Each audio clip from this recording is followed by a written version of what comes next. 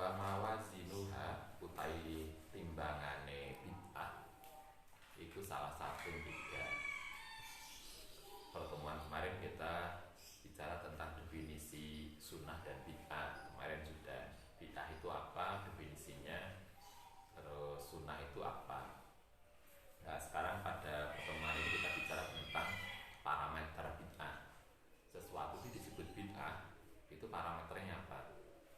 Al-awalu, kalau di sini Mbak Hasim mengutip dari Syekh Zaruk di dalam kitab Hudatul Murid, dikatakan parameternya bid'ah itu ada tiga. Al-awalu yang pertama iku ayun dira ento ningali sapa apa fil amri ayun dira ento ditingali apa fil amri muhdasin dalam sesuatu yang baru tadi. Jadi bid'ah itu kan prinsipnya sesuatu yang baru. Nah, sesuatu yang baru itu tadi parameter bid'ah pertama harus dilihat dulu. Yang baru itu kayak apa?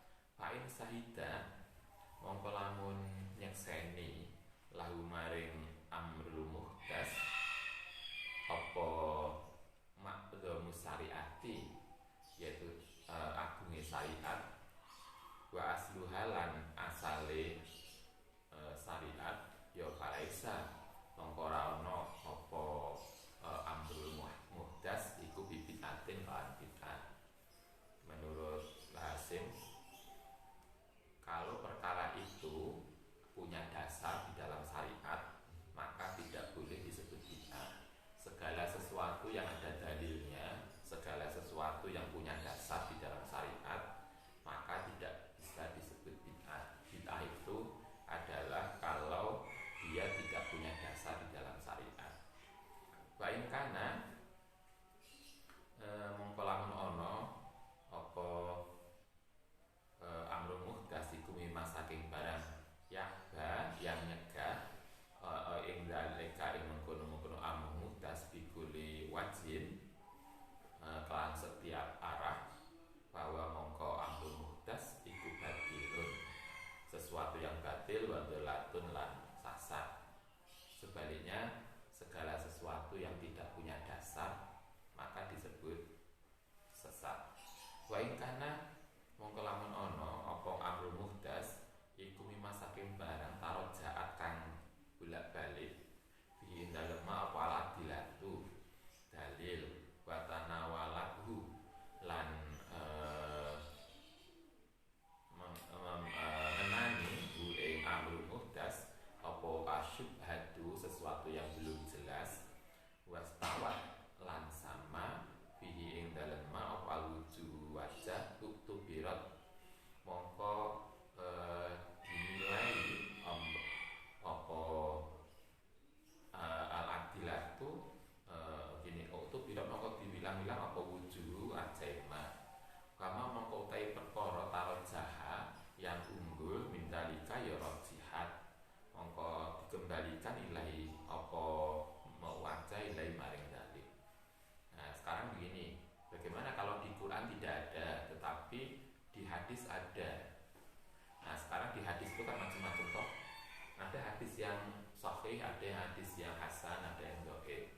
Sehingga pertanyaannya adalah, kalau perkara itu tidak ada di dalam Al-Quran, tapi di hadis ada, maka dilihat hadisnya itu kuat nggak untuk mendukung perkara baru tadi. Kalau perkara baru tadi itu ada hadisnya yang kuat, maka berarti juga tidak bisa disebut sebagai bid'ah. Berarti parameter pertama bid'ah dan tidak adalah dilihat dari apakah perkara itu ada dasarnya tidak di dalam Al-Quran maupun As-Sunnah. Selama itu ada dasarnya, ada hadisnya, baik di dalam Al-Quran maupun As-Sunnah, maka berarti tidak bisa dianggap sebagai bid'ah. Itu parameter satu. Wal mizanu sani. Nah, sekarang parameter kedua iku bitibari qawaidul a'immati, berdasarkan kaidah para imam mazhab. Wasalafil ummati lan kelompok salaf. Kelompok salaf itu bukan salafil ya. Anak salafi, mazhab salafi, ada kelompok salaf itu beda. Al amilina pan padha nglakoni bitorikis sunnati kelan jalan sunnah. Fama mongko utai segala sesuatu khalafaha yang bedani, yang bertentangan haing ma bikuli wajin haing tadi qawaidul aimati bikuli wajin dari setiap arah fala ibrata mongko tidak bisa dinilai di kelama. Yang parameter kedua adalah kalau parameter pertama dilihat ada Quran sunnahnya enggak. Nah sekarang Quran sunnah enggak ada. Parameter pertama enggak ada. Nah sekarang dilihat parameter kedua. Ada enggak perkara ini sesuai dengan kaidah yang diberikan Imam Madzhab? Kemarin masih ingat kalau di dalam definisinya Imam Zarruq yang dikutip Yai Hasyim Asy'ari, apa yang disebut bid'ah adalah segala sesuatu yang tidak punya dasar kepada sunnah, ya definisi sunnah itu adalah segala sesuatu yang sesuai dengan ajaran Nabi. Kalau Nabi enggak, maka sahabat. Kalau sahabat enggak, maka para imam-imam yang diikuti. Sekarang dikatakan gini, kalau di dalam sunnah dan Quran tidak ada, maka lihat dulu di parameter kedua. Parameter kedua adalah perkara itu sesuai enggak dengan kaidah yang diberikan oleh para imam yang diikuti. Dalam bahasa kita Imam Madzhab. Kalau di dalam Quran enggak ada, sunnah enggak ada, tetap para Imam Madzhab menjelaskan itu, maka berarti tidak bisa dianggap sebagai sunnah. Wama mongko utai barang wafaqo yang sesuai yang koma usulahum ing dasar-dasarnya qawaidul a'immah, bahwa mongko utai ma itu hakun benar. Segala sesuatu yang sesuai dengan apa yang diajarkan, prinsip-prinsip dasar yang diajarkan para imam madzhab, imam-imam yang diikuti, maka itu dinilai benar. Kenapa? Karena imam madzhab diyakini mereka lebih tahu tentang Al-Quran dan Sunnah, dan tidak mungkin imam madzhab kemudian memberikan fatwa tanpa dasar Sunnah dan Al-Quran. Karena itulah segala sesuatu yang sesuai dengan prinsip yang diajarkan para imam madzhab maka hakun, itu benar. Wa ini ikhtalafu, senajan mereka berbeda pendapat fi ing dalem far'an ing dalem cabange wa aslan lan asale. Fakulun mengkau segala sesuatu iku yutba'u atau yabi'u mengikuti apa kulun aslahu ing dasare kulun wa dalilahu lan dalile kulun. Wakot-wako'a. Nah titik sampai sini. Jadi prinsipnya gini, misalnya kita melihat imam madzhab itu 4 yang kita kenal. Kemudian Imam Syafi'i, Imam Malik itu berbeda pendapat. Maka kita bisa mengikuti salah satu imam madzhab walaupun imam madzhab yang lain tidak sepakat. Misalnya begini, nikah itu kalau menurut Imam Abu Hanifah boleh tanpa wali seorang perempuan. Kayak Anda mari sarjana S1, S2 kemudian nikah, nggak bilang bapak ya, mulai kau malam orang-orang bawa laki-laki, tanya siapa ini, suami saya ini bang.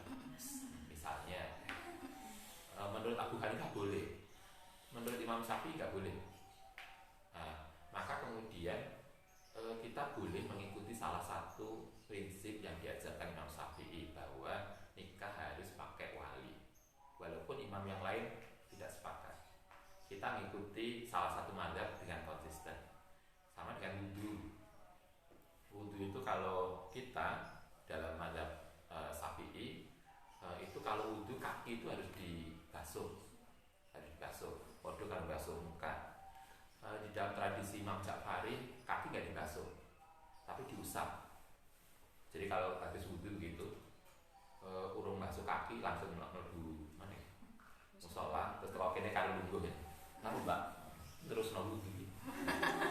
Menurut Imam Ja'far boleh, kaki nggak dibasuh tapi diusap. Walaupun misalnya Imam Syafi'i dengan Imam Ja'far berbeda pendapat, maka kita boleh mengikuti Imam Syafi'i. Dan itu tidak boleh dianggap bid'ah. Kita boleh mengikuti Imam Ja'far dan kita tidak boleh katakan orang yang mengusap kaki itu bid'ah, nggak boleh, karena dia punya dasar yang diajarkan oleh para imam madzhab. Ning Quran nggak ono, ning hadis nggak ono, tapi kalau imam madzhab mengajarkan itu karena keyakinan kita adalah para imam ahli fikih itu tahu tentang Al-Quran dan Sunnah. Mereka nggak mungkin memfatwakan tanpa dasar hukum, sehingga kita yakin apapun yang mereka ajarkan itu mesti sesuai dengan dasar yang mereka pakai. Walaupun para imam madzhab, kalau di sini katakan wa ini talafu, walaupun para imam madzhab itu berbeda pendapat, tapi kita boleh mengikuti itu dan itu tidak bisa disebut bid'ah. Ini yang kita harus paham. Wakat wako'a lan teman-teman ngelakoni terjadi sokoman min kawaitihim, saking kaidahnya ini tadi siapa namanya para salaf, opo anama satene barang amilah kang lakoni bi lan masofa salahu wa tabi'ahum, lan ngikuti hum ing salaf sapa al khalaqu layasifu, mongko ora sah apa yakuna yen to ana iku bid'atan wala madmuman, dan tidak boleh dicela. Segala sesuatu tadi kalau mengikuti imam madzhab, sekarang tidak difatwakan oleh imam madzhab, tetapi itu menjadi tradisi oleh masyarakat salaf, maka itu pun dianggap benar karena dia telah menjadi umum. Kayak misalnya sholat tarawih 36 rakaat, kita belum pernah, sekali-kali kita perlu lah tarawih 36 rakaat, kita biasanya 20 pun dikurangi wudu, nggak boleh wudu. Saya Imam Malik mengajarkan 36. Itu kenapa Imam Malik mengajarkan 36? Karena itu menjadi tradisi masyarakat Madinah. Orang Madinah itu zaman dulu kalau tarawih 36. Alasannya adalah karena kalau di Mekah itu dulu kalau habis tarawih setelah 2 rakaat mereka tawaf. Jadi sholat 2 rakaat terus tawaf. Tawafnya pengen berapa? 7 putaran. Setelah itu sholat lagi 2 rakaat. Nah, yang di Madinah merasa saya itu tidak bisa tawaf, karena itu ganti nih tawaf diganti sholat 2 rakaat lagi. Mestinya kan kita juga gitu. Di Malang kayak tawaf, maka nggak cukup lah kalau cuma 20. Mestinya begitu. Ini tidak diajarkan, Nabi tidak mengajarkan tarawih sebanyak itu. Nabi kan juga nggak ada tarawih. Tarawih itu dimulai pada masa Umar bin Khattab. Tapi kemudian yang di Madinah nambah lagi para tabi'in. Maka apapun yang dilakukan menjadi tradisi ulama salaf, maka layakunu bid'ah, tidak dianggap bid'ah karena telah menjadi bagian dari perilaku mereka. Wa mataroku sebaliknya, wa mautai barang taroku kan ninggal sapa ulama hu ing ma bikuli wajin, dari segala alasan wahihin kang jelas layasihu, mongko ora sah apa ayakuna ing ono apa ma iku sunatan wala mahmudan, dan bukan sesuatu yang dipuji. Sebaliknya segala sesuatu yang ditinggal, tidak pernah dilakoni oleh ulama salaf, para tabi'in, sahabat, maka berarti dia tidak dianggap sunnah. Jadi apa yang dilakukan oleh mereka kita mengikuti dan itu tidak dianggap bid'ah. Sebaliknya segala hal yang tidak pernah dilakukan oleh mereka maka berarti bukan kesunahan. Wa ma utai barang.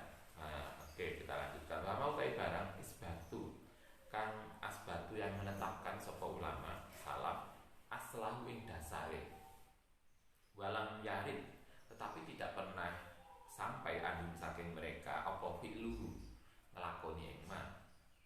Nah sekarang begini, bagaimana kalau secara normatif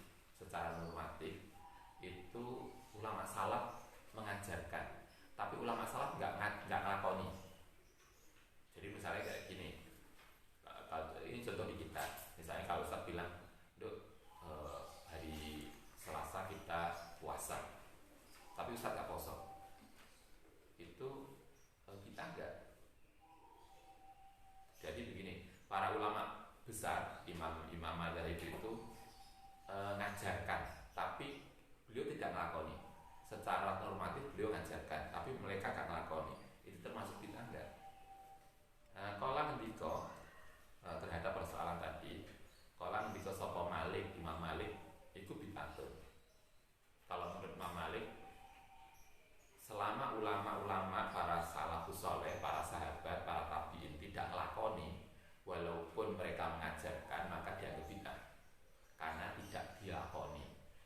dilakoni nih itu berarti itu tidak ada walaupun mereka mengajarkan.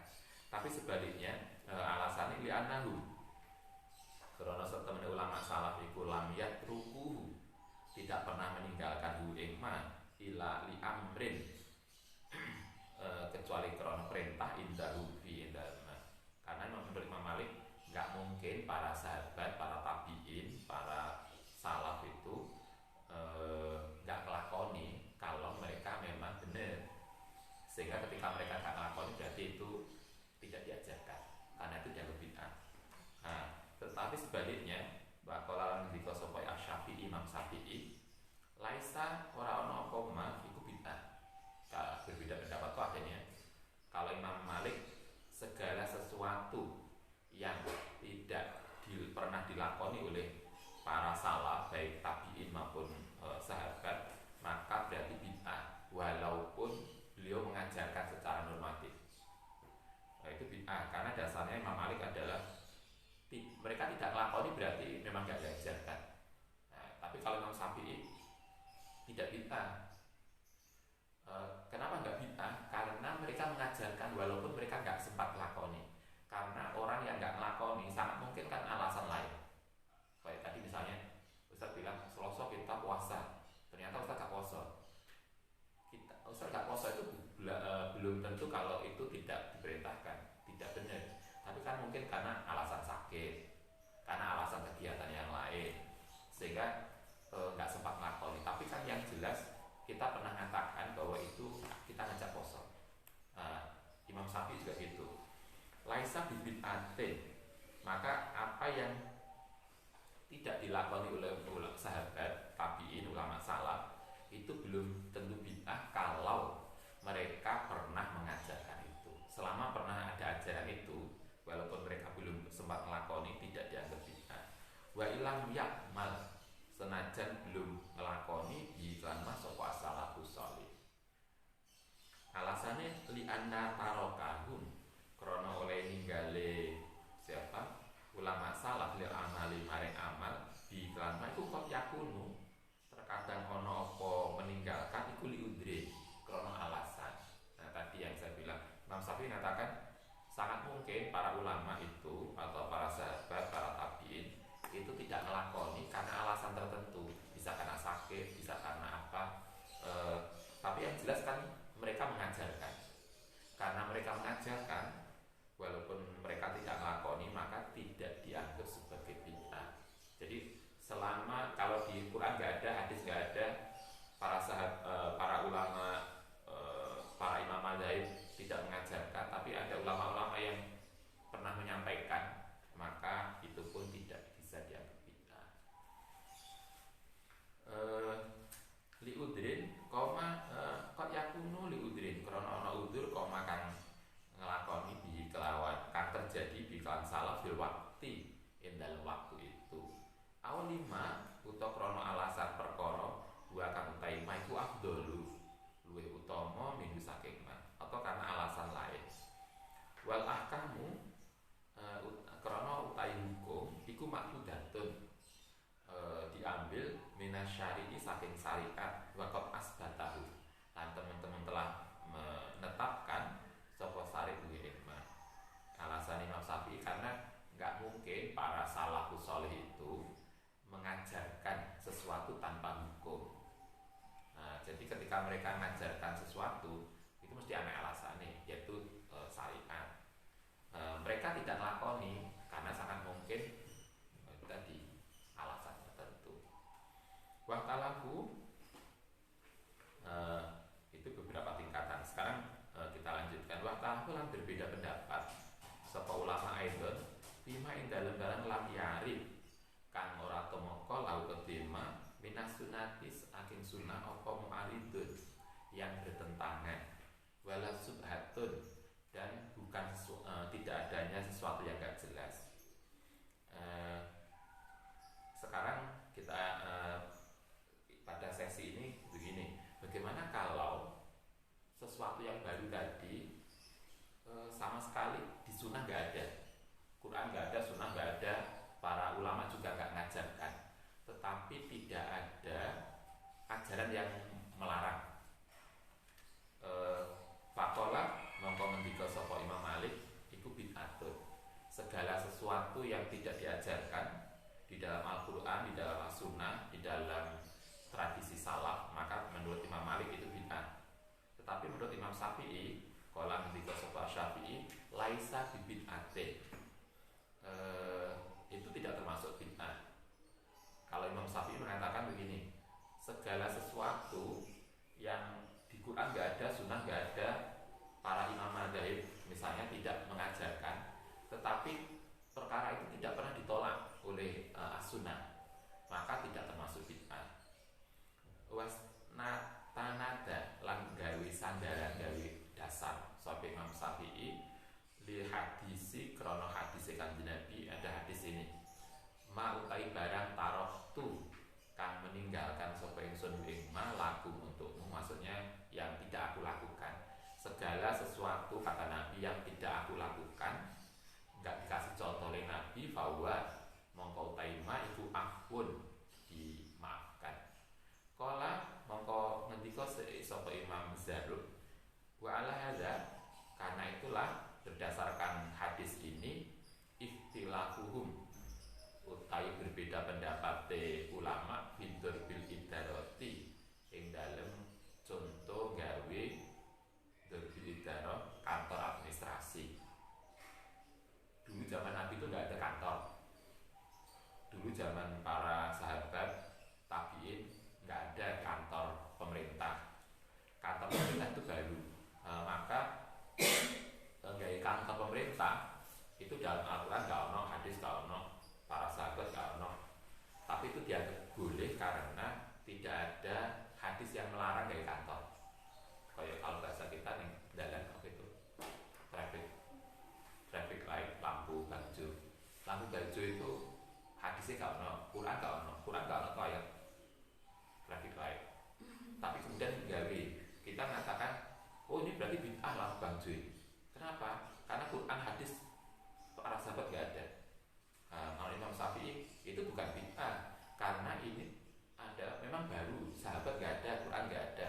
Tapi ini kan kebaikan dan tidak ada yang melarang, nggak ada yang ayat kemudian melarang sesuatu. Ini kan untuk baik. Karena itu traffic light, lampu hijau, lampu hijau itu bukan bid'ah. Nah, contohnya begitu. Kalau bid'ah kabeh kan, anu kayak mukena juga bid'ah. Karena model mukena tidak pernah diajarkan oleh Nabi pada sahabat. Gawe rumah tingkat, musola di lantai 2, ini juga bid'ah. Karena Nabi dia nggak mau rumah tingkat, sampai masjid pun kan lantai 1. Karena itulah maka kemudian diajar menurut Imam Syafi'i, segala sesuatu kalau di Quran nggak ada, Sunnah nggak ada, kemudian di kaidah para salafus saleh nggak ada, tapi persoalan itu baik dan tidak ada sesuatu yang melarang, maka tidak bisa dianggap bid'ah. Kalau di sini dicontohkan darubul idarah, membuat kantor administrasi. Kayak kita sekarang pakai, agar keuangan itu mudah, maka disimpan pakai bank atau pakai ATM atau pakai transfer yang mudah, sehingga menjadi lebih aman. Maka persoalannya menjadi seperti itu. Wa dzikri bil jahri, zikir dengan keras. Kalau kita habis sholat kemudian zikir bareng dengan keras, maka tidak bisa dianggap bid'ah. Wal jam'i, lan ngumpul, wal du'ai, lan dungo bareng. Dungo biasanya kita khotbah Quran dungo bareng, istighosah bareng, maka tidak termasuk bid'ah. Alasan Imam Syafi'i adalah itwaroda krono sampai bil hadisi, karena hadis-hadis lain ada. Memang tidak ada hadis tentang lampu merah, tidak ada hadis zikir jahar, tapi kan ada hadis lain yang secara umum menyuruh untuk berbuat baik. Nah, kalau kita zikir bareng itu kan lebih kuat misalnya daripada zikir dewean yang ngantuk. Nah, dewean itu ngantuk, paling nggak lain bareng itu kan krungu suaranya banter itu loh, nggak ngantuk. Dene cek krungu suara banter kok sih ngantuk. Ya paling kebersamaan itu menganggap kita dapat pahala, paling nggak kan gitu toh. li hadis apa tadhibu seneng fi indal ma walam yarid lan tidak ada anis salafi saking salaf apa bilu nglakoni ma sumakulun. Karena itu maka segala sesuatu kulu qailin setiap segala yang mengatakan layak kuno iku ora ana apa kulu qailin iku mubtadi'an, yaitu dianggap bid'ah indal qaili menurut orang yang mengatakan bimuqabalatihi lawan bandingi mali hukmihi maring hukume qail bima kelan barang adahu kang nekani ing ma ilai maring apa istihaduhu istihate ma alladzi la yajuzu kang ora tidak boleh apa taat diahu nglewati ing istihad wala yasifulan rasa lau gede ma apa alqaulu ngucapaken bibudlani muqabalihi lan batale orang yang tidak sepakat lidimani subhati krana onone ketidakjelasan iman. Karena itu di sini kemudian Imam Syafi'i ini Imam Syafi'i yang kemudian dikutip oleh Mbah Hasim begini. Karena itu ketika ada persoalan berbeda pendapat, koyok lampu merah tadi misalnya, yang satu sepakat lampu merah, yang satu tidak sepakat. Ketika persoalan seperti ini khilafiyah, maka menurut Mbah Hasim orang yang sepakat tidak bisa dituduh bid'ah dan orang yang tidak sepakat tidak boleh dituduh salah. Ini toleransi luar biasa. Jadi kalau misalnya kayak zikir bareng, orang yang melakukan zikir bareng karena istihadnya adalah untuk kebaikan, maka orang yang melakukan zikir bareng tidak boleh disebut bid'ah, dan orang yang tidak sepakat dengan zikir bareng tidak boleh juga dituduh salah, karena masing-masing punya dasar argumen. Segala sesuatu yang khilafiyah, yang berbeda pendapat, sepanjang dia punya dasar argumennya, maka tidak bisa dituduh bid'ah, dan yang tidak sepakat tidak boleh dituduh salah. Sekarang kan kita tuh jangankan koyok yang lebih rinci, kadang yang jelas saja kita mudah banget menuduh bid'ah. Ini ajaran yang luar biasa, sehingga kita kemudian menjadi segala sesuatu yang furu'iyah itu kita menjadi toleran. Silahkan kalau Anda melakukan itu sepanjang ada dasarnya. Saya tidak sepakat karena menurut saya dasarnya nggak kuat. Itu berarti kita menjadi begitu. Kita menjadi kalau kamu melakukan itu, ya nggak apa-apa, silahkan aja. Tetapi yang penting punya dasar yang bisa dijadikan argumen.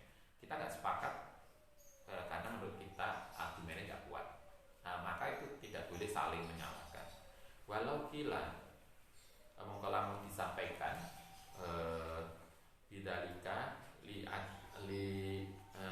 ada maring apa iku nekaken ila tabiil umati, maring membid'ahkan umat kuliah. Kalau tidak begitu kata Mbah Hasim, maka berarti semua orang bisa salah, bisa dianggap bid'ah.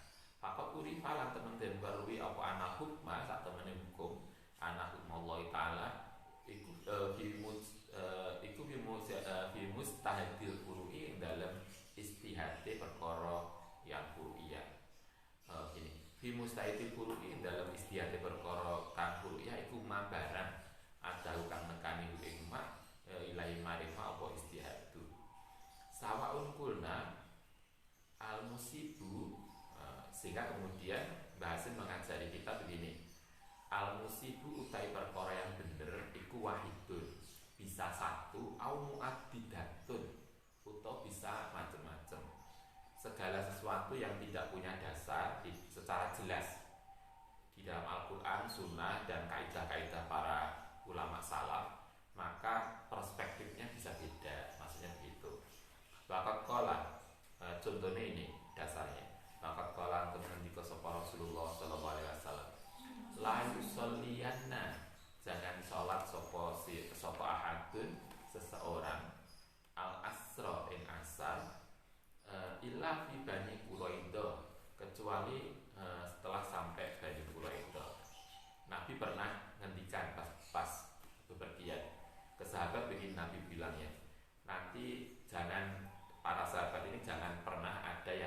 sholat asar kecuali di kampung Bani Quraidah. Nabi mengatakan itu. Kata-kata Nabi ini loh, para sahabat berbeda pendapat. Faya fadarokahu mongko nemu ibu ing sahabat apa al asru sholat asar fil toriki ing dalem dalan. Pakola mongko ngendika sapa ba'duhum umirna diperintah sapa kita bil ajalati kelawan cepet-cepetan. Wasallu mongko salat sapa ba'duhum tadi fil toriki ing dalem jalan. Sebagian sahabat ketika mendengar Nabi mengatakan jangan sholat kecuali di Bani Quraidah, coba ada sahabat memahami begini, begitu masuk asar mereka langsung sholat di jalan, belum sampai Bani Quraidah. Alasannya apa? Nabi tadi berarti sebetulnya sindiran untuk kita agar kita cepat-cepat sampai sana, sehingga asar itu tidak sampai habis, kita sudah sampai Quraidah, sehingga sholat ini jalan. Wakola lan ngendika sapa akharun yang lain umirna diperintah sapa kita bisa latih kelan salat hahuna di sana fa akharu nangko ngakhirno sapa sahabat ing salat.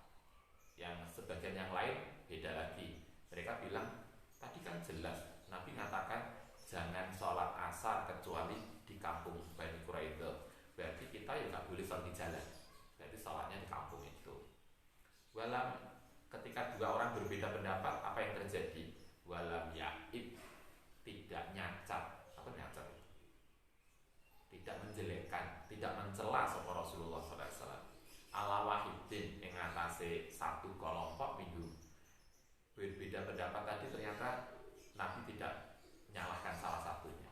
Itu berarti ketika ada hadis, ada ayat, kemudian menimbulkan perspektif yang tidak sama, maka tidak boleh masing-masing saling menyalahkan.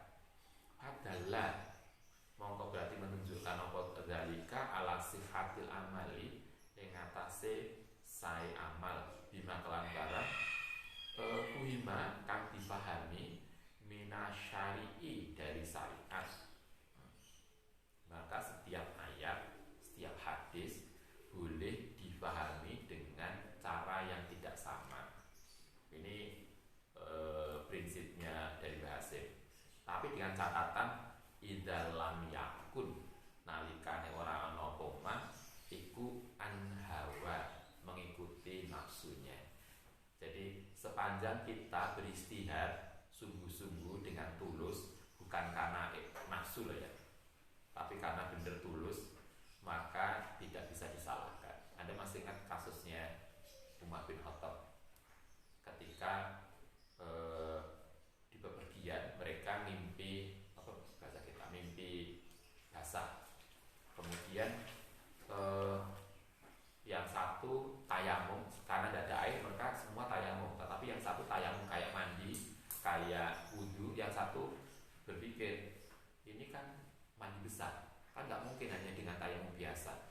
Karena kemudian mereka kalau ayam di bawah itu mandi di pasir. Nah, sahabat itu kemudian mandi kayak di pasir itu.